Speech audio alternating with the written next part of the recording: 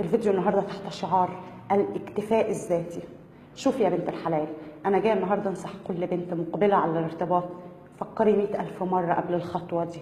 ما تسمعش كلام اي واحده صاحبتك تقولك هتعيشي لحد امتى من غير ارتباط، هتعيشي لحد امتى مفيش في حياتك راجل، السعاده في الرجال. انسي الكلام ده، دي بتضحك عليكي، دي عايزاكي تدخلي في الدايره اللي هي دخلت فيها وما عرفتش ترجع، هتفضلي تلف تلف تلف تلفي وما ترسيش على بر ابدا. انا جايه النهارده اقول لك 5 اسباب يخلوك تعيشي حياتك من غير راجل، ما ترتبطيش بحد.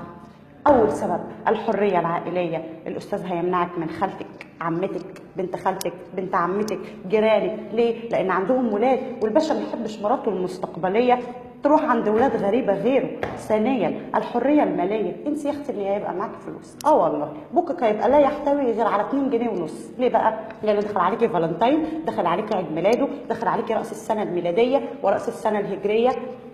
هيجيلك منين الفلوس؟ الاستاذ هيخلص اللي وراكي واللي قدامك. ثالثا بقى الموضه العالميه، انسيها يا حبيبتي، لان الاستاذ هيقول لك ما تلبسيش ده عشان ضيق، ما تلبسيش ده عشان واسع، ما تلبسيش ده عشان مش عارفه ماله، ما تلبسيش ده مشجر، اصلا انا ما بحبش المقلب، وهيطلع عينك.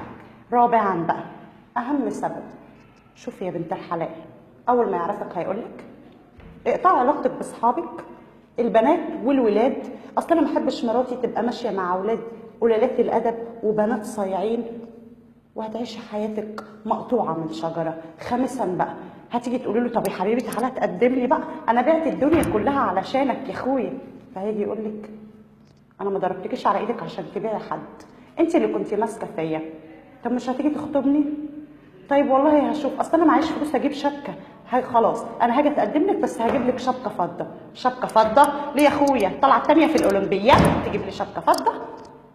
هيبقى منابك في الارتباط الا ان جالك يا اختي ضغط والسكر. بسبب بقى ايه؟ بسبب ان الاستاذ كل يوم والتاني هتقفشيه مع واحده شكل، شويه بيخونك مع صاحبتك، شويه بيخونك مع بنت خالتك، شويه بيخونك مع اصحابك اللي قالك ما تكلمهمش، وهيطلع عين اهلك وما هينوبك الا الامراض. اسمعي كلامي، اسمعي السنجله شنتله.